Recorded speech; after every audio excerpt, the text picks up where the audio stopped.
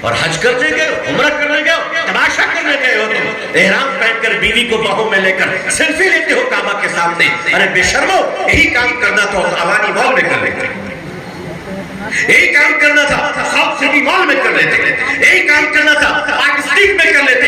اس کے لیے تم اللہ کا گھر تمہیں ملا، اللہ کا گھر تمہیں ملا. سیلفی لے رہے اپنے موبائل سے. مسلمان کی حیادار عورت کسی کی بیوی، کسی کی بہن، کسی کی بیٹی، کسی کی ماں پیچھے سے طواف کر رہی ہے. اس ظالم، اس کمزرف کے موبائل کے کیمرے میں دوسرے کی عزت دار عورت کی تصویر آ گئی. اب وہ عورت کینیڈا کی ہوگی، اس کی تصویر تم نے شپ پور بھیج دیا.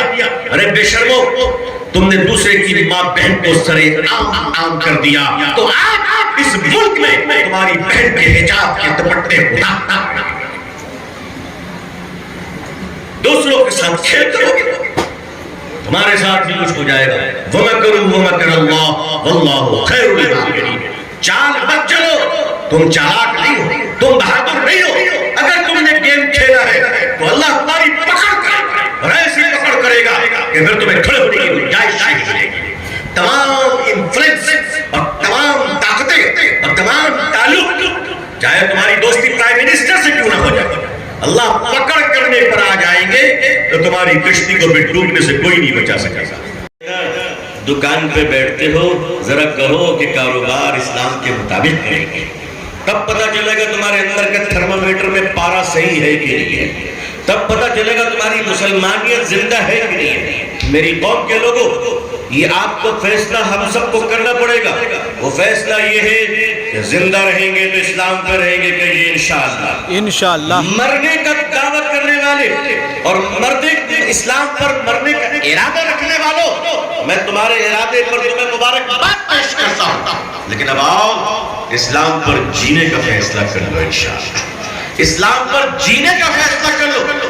اسلام پر ہمیں زندہ کیسے رہنا ہے. اسلام نے جھوٹ کو سب سے معیوب سمجھا گیا اور جھوٹ مسلمانوں کا دشمن قرار دیا گیا. مگر آج مسجد و محراب کے منبر پر کھڑا ہو کر آدمی جھوٹ بول رہا ہے، دینی جلسوں کے اسٹیج سے آدمی جھوٹ بول رہا ہے، نقابت کی دنیا سے جھوٹ بول رہا ہے، شاعری کی دنیا سے جھوٹ بول رہا ہے. آپ مجھے بتائیے اسلام کا تم نے کون سا شعبہ چھوڑا ہے جہاں تم جھوٹ نہیں بولتے ہو. مدرسے کے چندے کے نام پر بھی جھوٹ بولا جا رہا ہے. کون سی لائن چھوڑ دی تم نے جھوٹ بولنے کے لیے؟ آج پیر بھی جھوٹ بول رہا ہے. عزیزان ملت، میں اسلام کا طالب علم ہوں. الحمدللہ آپ لوگوں کی دعاؤں سے میں نے 2-4 کتابیں اسلام کی پڑھی ہے. میں نے پورے اسلامی تاریخ میں کوئی ایک کتاب بھی آج تک ایسی نہیں پڑھی جس میں کرامت سیکھنے اور سکھانے کی ترکیب بتائی گئی. ہاں، حضور صلی اللہ علیہ وسلم نے ہمیں مسواک کرنے کا سلیقہ سکھایا ہے، مگر چمتکار دکھانے کا طریقہ نہیں سکھایا. آج تم کرامت کی مارکیٹنگ کرتے ہو. کرامت، تمہاری کرامت تم گھر میں رکھو. سب سے بڑی کرامت تو یہ ہے کہ ایک مسلمان اپنے نبی کی سنت پر جینے کا فیصلہ کرے. اس سے بڑی کرامت نہ اس دنیا میں ہے اور نہ رہے گی، نہ کبھی پیدا ہو سکتا ہے. عزیزان ملت، سچ بولنے کا فیصلہ. آج بھارت میں 35 کروڑ مسلمان ہیں ماشاءاللہ. اس 35 کروڑ مسلمانوں سے اس ملک کی بڑی آبادی ہمارے ہندو بھائی آج یہ تمنا رکھ رہے ہوں گے کہ سچ کیسے بولا جاتا ہے. مسلمانوں، تم ملاوٹ کا کام کرتے ہو. مسلمانوں، تم جھوٹ بولتے ہو. اگر تم آٹو چلا رہے ہو تمہاری زبان ناپاک کیوں ہوتی ہے؟ تم زبان سے گالی کیوں دیتے ہو؟ تمہاری زبان مسلمان نہیں ہے اور تم کہتے ہو اسلام کا سر اونچا کرے. مسلمانوں، تم اپنے پیسنجر کے ساتھ محبت سے بول نہیں بول سکتے. ایک عورت اگر کھڑی ہے چاہے وہ ہندو بہن کیوں نہ ہو، اس کی عزت کرنا تم نے نہیں سیکھا.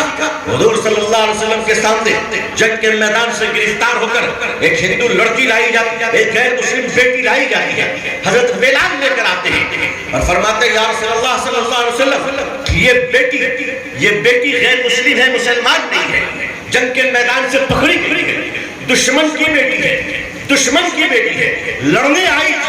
بتائیے اس لڑکی کے ساتھ کیا سلوک کیا جائے؟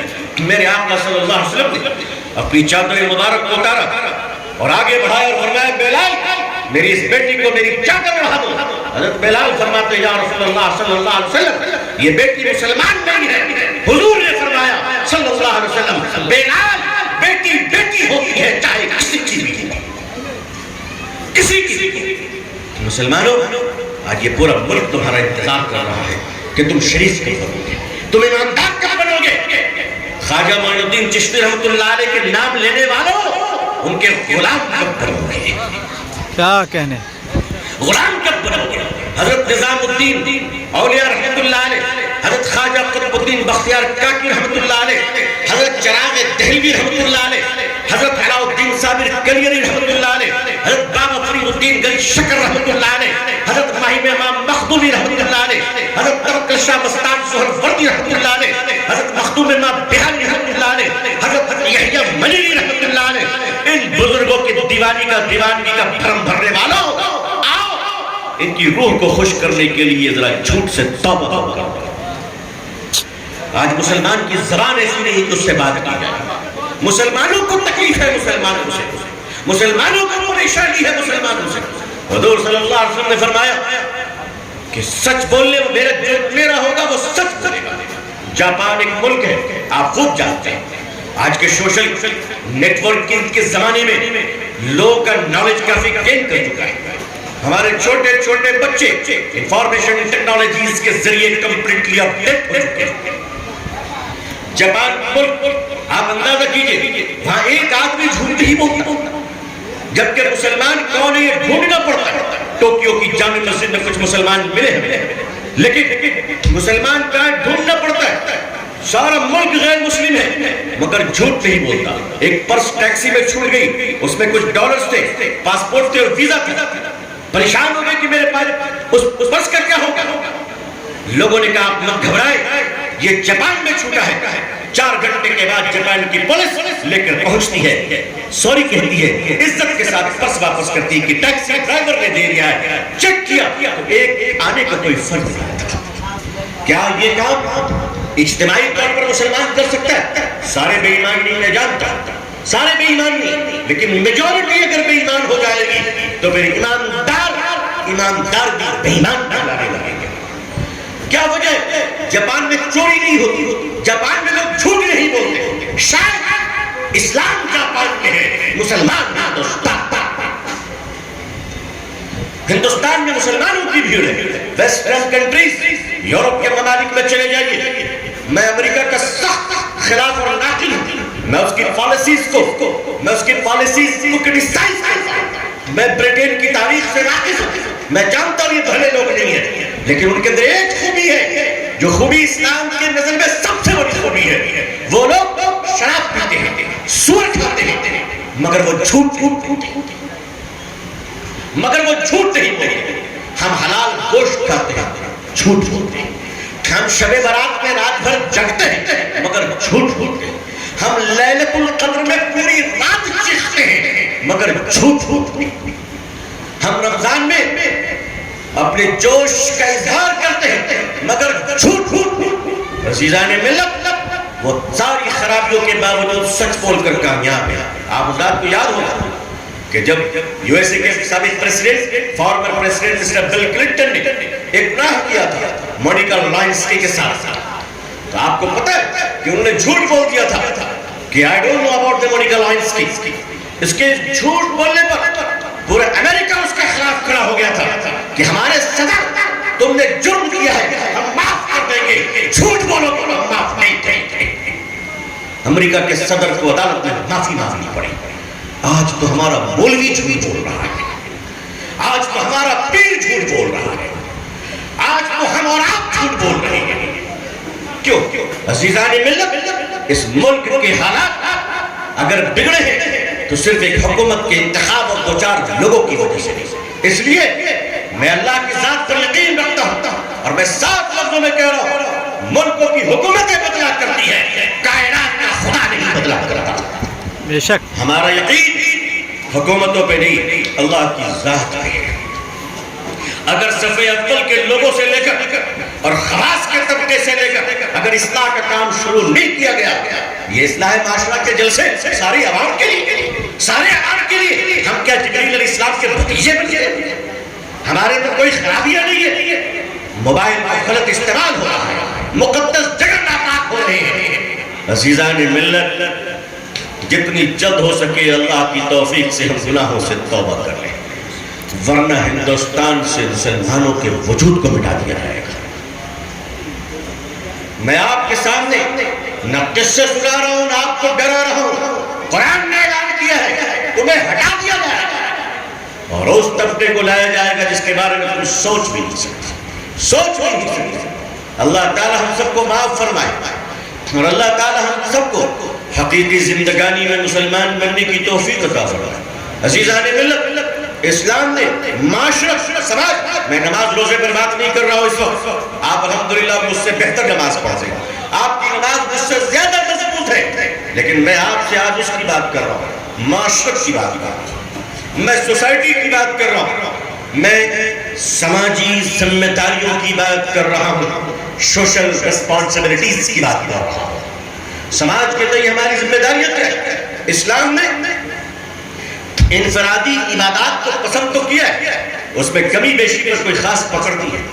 اللہ تعالیٰ نے صاف واضح لفظوں میں فرمایا کہ جو اللہ کا حق ہے، نماز، روزہ، سارے اللہ کے حق ہیں، ہم اسے اللہ کی توفیق سے پوری کرنے کی کوشش کریں گے، کہیں انشاءاللہ۔ کمی بیشی اگر رہ گئی، اللہ غفور الرحیم ہے، اللہ معاف کر دے گا، لیکن اللہ تعالیٰ نے فرمایا کان کھول کر سنو، یاد رکھو، اور مسلمانوں کی جماعت یاد رکھو، اور حاجیوں کی جماعت یاد رکھو، اور نمازیوں کی جماعت یاد رکھو، اور مولویوں کی جماعت یاد رکھو، اور سخاوت کرنے والوں اور چندہ دینے والوں کی جماعت یاد رکھو۔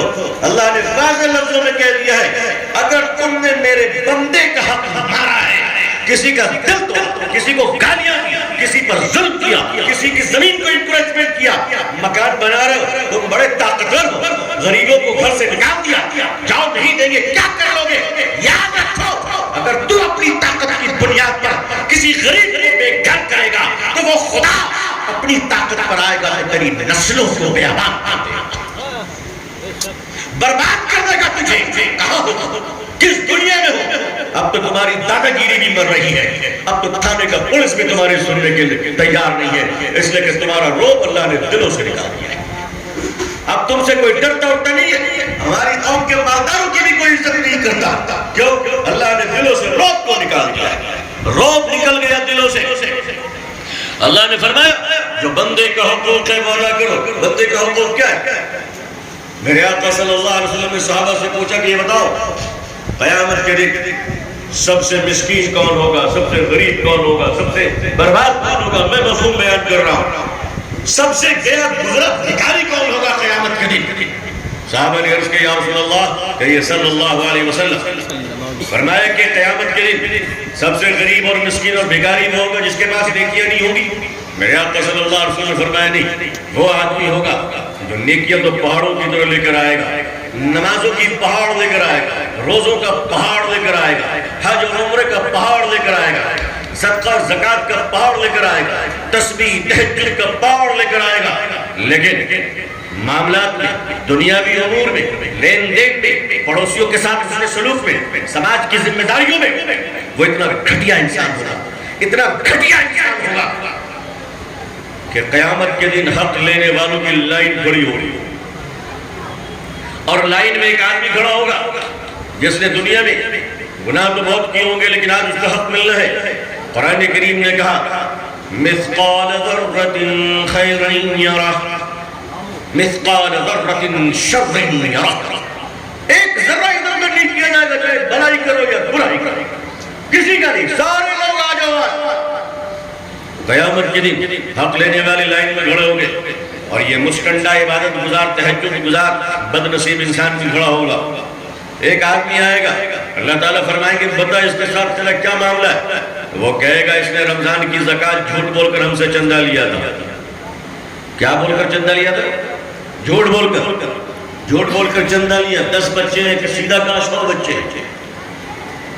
کہا اچھا چلو اس کی نیکیاں اس کے اکاؤنٹ میں ڈالو، اس کی نیکیاں اس کے اکاؤنٹ میں آ گیا۔ اور کیوں کیا ہے؟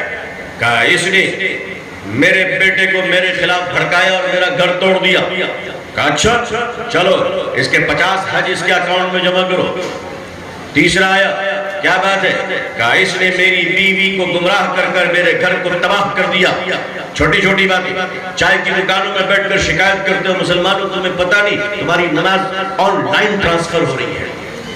مسلمانوں جہاں بیٹھے وہیں شکایت. ارے بھائی اس گندی بدبودار غلاظت کی بیماریوں سے اللہ ہم سب کو نجات عطا فرمائے. ہم سب کو نجات عطا فرمائے. پریشان ہوئے مجلسوں سے لوگ مکے میں بیٹھ کر غیبت کر رہے ہیں, مدینے میں بیٹھ کر چغلی کر رہے ہیں, اور حج کرنے گئے, عمرہ کرنے گئے, تماشا کرنے گئے ہو, تم احرام پہن کر بیوی کو باہوں میں لے کر سیلفی لیتے ہو کعبہ کے سامنے. ارے بے شرمو, یہی کام کرنا تھا عوانی مال میں کر لیتے, یہی کام کرنا تھا ساؤتھ سٹی مال میں کر لیتے, یہی کام کرنا تھا پارک اسٹریٹ میں کر لیتے. اس کے لیے تم اللہ کا گھر تمہیں ملا, اللہ کا گھر تمہیں ملا, سیلفی لے رہے اپنے موبائل سے.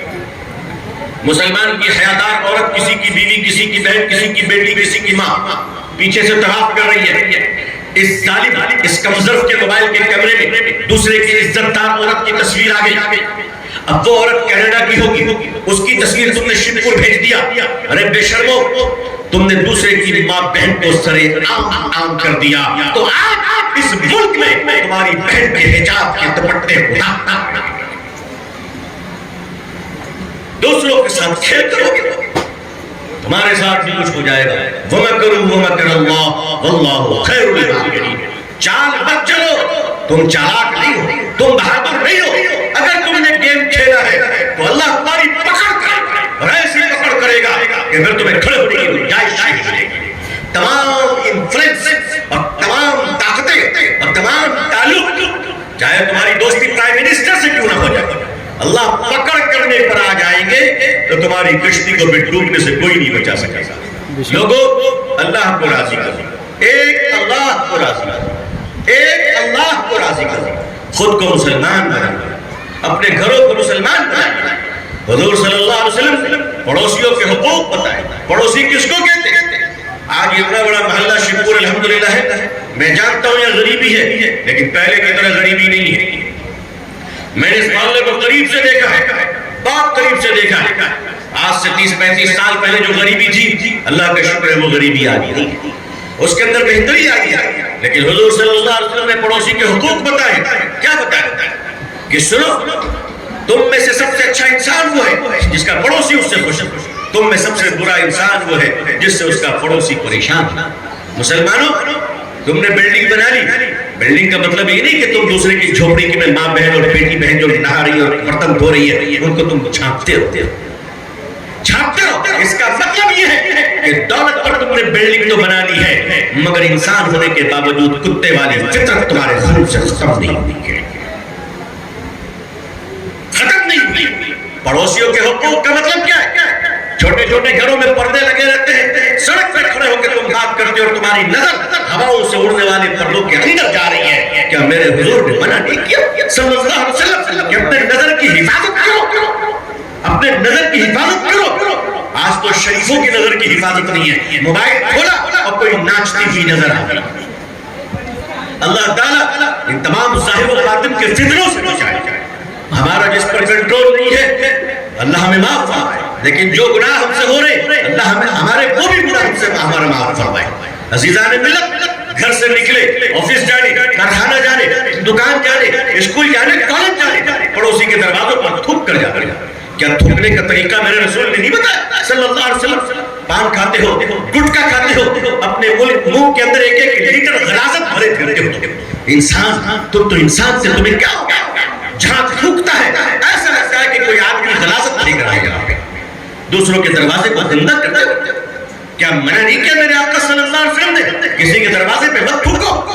اگر اس پڑوسی کو تکلیف ہوگی تو تمہاری نمازوں کا بیڑا جائے گا, تمہاری تلاوتیں مقبول نہیں ہوگی.